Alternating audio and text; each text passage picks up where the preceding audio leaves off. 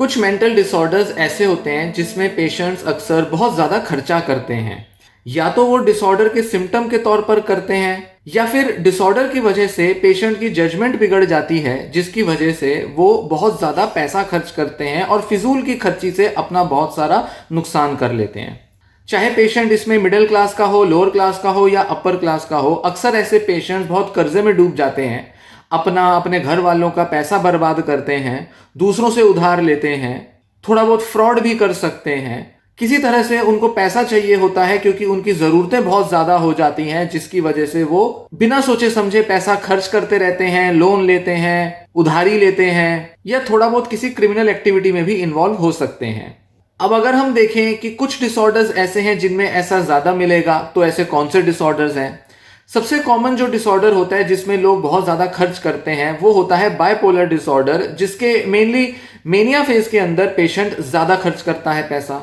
Mania phase वो होता है जिसमें पेशेंट का मूड बहुत हाई रहता है, बहुत ज़्यादा खुश रहता है, आप ये कह सकते हैं। उसके मन में बहुत ज़्यादा विचार आते हैं, बड़े बड़े आइडियाज़ आते हैं, बड़े बड़े प्लान्स बनाता है। और क्योंकि वो जब बड़े बड़े प्लान्स बनाता है जिसको पूरा करने की शायद उसकी क्षमता भी नहीं है, उसके बस की भी नहीं है, पर जो वो प्लान्स पूरा करना चाहता है उसके लिए उसको पैसा बहुत चाहिए होता है। जैसे मान लीजिए वो कहता है कि मुझे बहुत बड़ा बिजनेस खड़ा करना है, या मुझे बहुत बड़ा कोई प्रॉपर्टी है उसकी कोई डील करनी है, या वो किसी जुए में पैसा लगाना चाहता है। उसको लगता है कि उसके पास कोई स्पेशल एबिलिटी है और अगर वो जुए में पैसा लगाएगा तो पूरे गारंटी है कि वो पैसा जीतेगा। तो किसी ना किसी लालच से या कोई उसको बेवकूफ़ बनाता है, इस वजह से पेशेंट को ऐसा लगता है कि उसके पास कुछ एबिलिटी है और वो बहुत ज़्यादा पैसा लगा सकता है। तो ये जो बायपोलर डिसऑर्डर के जो मेनिक एपिसोड होते हैं जिसमें पेशेंट सही गलत नहीं समझता, उसको ये भी नहीं पता चलता कि उसके पास एक्चुअल में उसकी हैसियत नहीं है इतना पैसा खर्च करने की, घर वालों का पैसा उसे लगाना पड़ेगा, पर वो बिना सोचे समझे घर वालों से लड़कर किसी तरह से जिद करके पैसा लगा देता है और इस वजह से बहुत सारा नुकसान होता है। या वो कोई चीज़ें खरीद सकता है, बहुत सारे लोगों को पार्टी दे सकता है, बहुत सारा पैसा दान कर सकता है। वैसे चाहे वो शायद 1000, 2000, 5000 भी दान ना करता हो, पर जब मेनिक फेज में होगा तो पता चलेगा उसने लाख 2 लाख रुपया दान कर दिया, गरीबों में कपड़े बांट दिए। तो जरूरी नहीं है कि वो अपने किसी लालच के लिए पैसा खर्च कर रहा है, वो कई बार दान पुण्य कमाने के लिए भी पैसा बर्बाद कर सकता है। दूसरा डिसऑर्डर होता है borderline personality disorder. Borderline personality disorder में भी पेशेंट को ज्यादा थ्रिल, ज्यादा एक्साइटमेंट चाहिए होता है। किसी तरह से शॉपिंग को लेकर एडिक्शन हो सकती है, या जस्ट स्ट्रेस को दूर करने के लिए, मन को थोड़ा सा भटकाने के लिए शॉपिंग की आदत पड़ सकती है। तीसरा डिसऑर्डर होता है ADHD, attention deficit hyper activity disorder. जब एडल्टहुड में बना रह जाता है, क्योंकि ये बचपन का डिसऑर्डर है, बचपन से शुरू होता है, तो एडल्टहुड में एक पेशेंट पाता है कि वो किसी भी काम में ज्यादा देर टिक नहीं पाता, अपने गोल्स सेट नहीं कर पाता, प्लान्स पूरे नहीं कर पाता, तो उसका मन बड़ा विचलित रहता है। वो एक आइडिया से दूसरे, दूसरे से तीसरे आइडिया पर फ्लक्चुएट करता रहता है, जंप करता है। ऐसे में उसे लग सकता है कि कोई उसने जो डिसीजन लिया है वो सही है, और अगर एक बार वो ये पैसा खर्च कर दे या इस तरह का कोई डिसीजन ले ले तो शायद वो अपने लाइफ की कोई कमी को पूरा कर लेगा। शायद आज से पहले वो जो जितनी भी जॉब करता था उसमें वो सफल नहीं हुआ, पर इस बार अगर बिजनेस कर लेगा, क्योंकि उसने अपने पोटेंशियल को जान लिया है, उसको ऐसा लगता है, तो वो बड़ा सारा पैसा लगा देता है और पैसा नुकसान कर सकता है।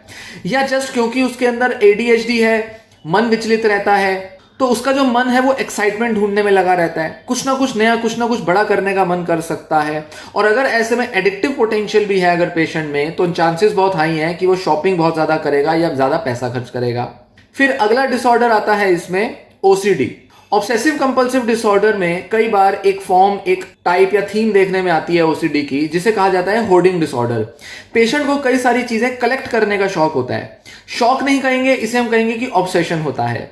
मतलब पेशेंट को हमेशा ऐसा लगता है कि अगर बाजार से मैंने कोई, मान लीजिए, टी-शर्ट खरीदी, तो मेरे पास हर रंग की टी-शर्ट होनी चाहिए, लाल, पीली, नीली, काली, सफेद, सारे रंग की टी-शर्ट्स हों, तो वो जरूरत से ज्यादा बाय कर लेगा।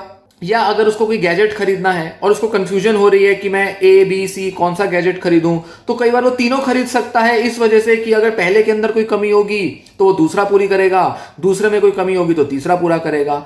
तो पेशेंट अपने को रोक नहीं पाता, उसके अंदर अर्ज आती है और वो ज्यादा चीजें खरीद लेता है, चाहे वो एक ही टाइप की चीजें कई बार खरीद रहा हो। और मोस्टली OCD में पेशेंट जो है वो ऐसी चीजें खरीदता है जिसकी उसे कभी जरूरत नहीं होती। तो इस तरह से ज्यादा खरीदारी की आदत OCD में भी दिखाई दे सकती है। फिर आता है सब्सटेंस यूज डिसऑर्डर्स, मतलब अल्कोहल ड्रग्स लेने की आदत। ऐसे में ज्यादा शराब पीना या ज्यादा ड्रग लेने की वजह से पेशेंट ज्यादा खर्चा कर देता है, बहुत सारा पैसा महंगे महंगे ड्रग्स खरीदने में लगाता है। और क्योंकि वो ड्रग एडिक्ट है, उसके अंदर एडिक्शन की लत है, तो हो सकता है उसके अंदर शॉपिंग एडिक्शन भी हो, या उसकी जजमेंट खराब हो सकती है, मतलब वो नशे की वजह से उसको पता नहीं चलेगा सही क्या है गलत क्या है, गलत डिसीजन ले लेगा और ऐसे में वो ज्यादा पैसे का नुकसान कर बैठेगा। कोई ऐसी चीज खरीद लेगा, कोई गाड़ी खरीद लाएगा जिसकी उसे जरूरत नहीं है, पर ड्रग्स के नशे में इतना हाई था, इतना जोश था कि जाके सीधा ऑनलाइन एकदम ऑर्डर किया और गाड़ी ले आया। फिर इसी के साथ एक डिसऑर्डर होता है पैथोलॉजिकल गैम्बलिंग, या जिसे सिंपल कहें गैम्बलिंग डिसऑर्डर, जुआ खेलने की बीमारी। जुआ खेलने से एक पर्सन अपने को रोक नहीं पाता, उसके अंदर बहुत ज्यादा इच्छा होती है कि बस मुझे जुआ खेलना है, मुझे ज्यादा से ज्यादा पैसा कमाना है। और क्योंकि ये गैम्बलिंग डिसऑर्डर एक ऐसा डिसऑर्डर है जिसके अंदर सिर्फ ज्यादा से ज्यादा पैसा कमाने की लत होती है, तो पेशेंट अपना बहुत सारा पैसा दांव पे लगा सकता है, सिर्फ इसलिए क्योंकि कभी उसने थोड़ा सा पैसा जीता था तो शायद अगली बार वो लकी हो जाए और वो बहुत सारा पैसा कमा ले। तो इस वजह से वो लाखों का अपना नुकसान कर सकता है। फिर इसी के साथ एक डिसऑर्डर्स की कैटेगरी होती है इंपल्स कंट्रोल डिसऑर्डर्स। पेशेंट को अपनी इच्छा पर, अपनी उत्तेजना पर कंट्रोल नहीं होता। कभी कभी उसको अचानक से मन करेगा कि मैं बहुत ज्यादा पैसा खर्च कर लूं, शॉपिंग कराऊं, कोई ज्यादा बड़े कोई डीलिंग कर लूं। पेशेंट को जो अक्सर प्रॉब्लम होती है वो होती है कि अपने डिजायर को रोक नहीं पाता। तो अक्सर ये एडिक्टिव डिसऑर्डर्स में भी दिखाई देती है। पेशेंट जो होता है वो बहुत ही इम्पेशेंट होता है, मतलब उसको रुका नहीं जाता, उसको आज के आज करना है, अभी के अभी करना है। ऐसे पेशेंट्स में अक्सर गुस्से की समस्याएं भी बहुत होती हैं। इनफैक्ट ये अपना जो खर्चा है ये खाने पीने की चीजों में भी करेंगे, क्योंकि अपने को खाने पीने से रोक नहीं पाते, ज्यादा ओवर ईट कर सकते हैं। तो इस तरह की आदतें इनमें मिलेंगी। फिर इसी के अलावा कोई ब्रेन इंजरी जो होती है, जैसे कि कोई एक्सीडेंट हुआ और उसकी वजह से पेशेंट के ब्रेन का कोई ऐसा हिस्सा डैमेज हो सकता है जिससे कि उसको अपने ऊपर कंट्रोल ना रहे, इच्छाएं उठें पर इच्छाओं पर नियंत्रण छूट जाए। कुछ ऐसे दिमाग पर चोटें लग सकती हैं जिससे पेशेंट अपनी डिजायर्स को रोक नहीं पाते, इस वजह से वो जरूरत से ज्यादा खर्चा कर सकते हैं। उनकी समझ में फर्क आ जाता है, क्या सही क्या गलत उनको पता नहीं चलता और इस वजह से ज्यादा पैसा खर्च कर सकते हैं क्योंकि ब्रेन पर चोट लगी है। तो इस तरह की प्रॉब्लम को रोकने के लिए क्या किया जा सकता है, क्या प्रिकॉशंस लिए जा सकते हैं? वैसे तो सबसे पहले कहेंगे कि अगर ये बीमारी है तो इसका इलाज देना जरूरी है, दवाइयां देनी जरूरी है, काउंसलिंग या थेरेपी जरूरी है, ये तो कुछ बेसिक चीजें करनी जरूरी है ही। पर साथ ही घर वाले क्या कर सकते हैं? एक बहुत जरूरी स्टेप लिया जाना जरूरी है कि पेशेंट का अपने जो अकाउंट्स हैं उस पर से कंट्रोल जितना कम हो उतना अच्छा है। ज्वाइंट अकाउंट्स बनाई जाएं। ज्वाइंट अकाउंट्स बना रहे हैं तो जो भी घर का फैमिली मेंबर है जिसके साथ ज्वाइंट अकाउंट खोला है, कंट्रोल उस फैमिली मेंबर के हाथ में हो। रजिस्टर्ड मोबाइल नंबर जो हो वो फैमिली मेंबर का हो, ताकि पेशेंट जब भी कभी पैसा निकालना चाहे तो ओटीपी जो है वो फैमिली मेंबर के मोबाइल पर आए। और फैमिली मेंबर अगर ये जानता होगा कि पेशेंट किस चीज के लिए कितना पैसा खर्च कर रहा है, तो डिसीजन जो है वो फैमिली मेंबर लेगा, ना कि पेशेंट लेगा। क्योंकि पेशेंट के हाथ में एक बार पैसा आ गया, पैसे का कंट्रोल आ गया, तो वो कभी भी कहीं भी कितना भी पैसा खर्च कर सकता है। साथ ही अपने अकाउंट्स पर, अपने क्रेडिट कार्ड डेबिट कार्ड पर ट्रांजैक्शन लिमिट्स जरूर लगा के रखें। और ट्रांजैक्शन लिमिट्स भी कई लाखों में ना हो, कुछ हजारों में हो। अपने मोबाइल में एसएमएस की या ईमेल की अलर्ट्स और नोटिफिकेशंस लगा के रखें, ताकि किसी भी तरह से अगर पेशेंट पैसा खर्च करे तो आपको इमीडिएटली पता चल जाए कि उसने कितना पैसा कहां से निकाला है। कोई थर्ड पार्टी मॉनिटरिंग हो सकती है, मतलब कि कोई तीसरा इंसान जो कि घर का ना हो। इसमें मेनली डॉक्टर या थेरेपिस्ट हो सकते हैं। अगर पेशेंट कोऑपरेटिव है और वो किसी थेरेपिस्ट से मिलता है तो थेरेपिस्ट को वो रेगुलरली रिपोर्ट करे कि वो कितना खर्चा कर रहा है और कहां कहां कर रहा है, तो ये भी मदद देता है काफी। या घर का कोई ऐसा बड़ा बुजुर्ग व्यक्ति हो सकता है, कोई विश्वसनीय ट्रस्टवर्दी पर्सन जिसको कि पेशेंट रिपोर्ट करे। साथ ही कभी जरूरत हो सकती है तो आप अकाउंट को फ्रीज कर सकते हो। टेम्परेरी बेसिस पे फ्रीज किया जा सकता है अकाउंट, ताकि अगर पेशेंट बहुत ज्यादा खर्च कर रहा है तो उसका खर्चा रुक जाए, अकाउंट में से ज्यादा पैसा ना निकले। साथ ही एक अलग अकाउंट खुलवाया जा सकता है जो कि एक स्पेंडिंग अकाउंट हो सकता है, ताकि पेशेंट को अगर कहीं भी कुछ खर्चा करना हो, रोजमर्रा की जरूरतें पूरी करनी हो, तो वो एक अलग अकाउंट से करे, वो मेन अकाउंट से ना करे जहां पर कि ज्यादातर पैसा उसका सेव्ड है। अगर पेशेंट को छोटा मोटा कमाई कर रहा है जॉब की या बिजनेस की, तो वो सारा पैसा जो है एक अलग अकाउंट में जाए, ताकि पेशेंट बस उसी को खर्च करे और बाकी का जो फैमिली का या दूसरों का जो पैसा है वो अलग अकाउंट में पड़ा रहे।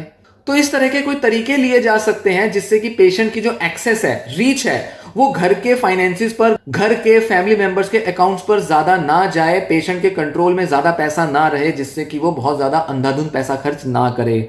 इस तरह से थोड़ा बहुत बचाव किया जा सकता है, पर जो कंप्लीट रिलीफ है वो तभी मिलेगा जब पेशेंट का इलाज सक्सेसफुल होगा और पेशेंट खुद अपनी इस आदत को कम करने के लिए एफर्ट लेगा।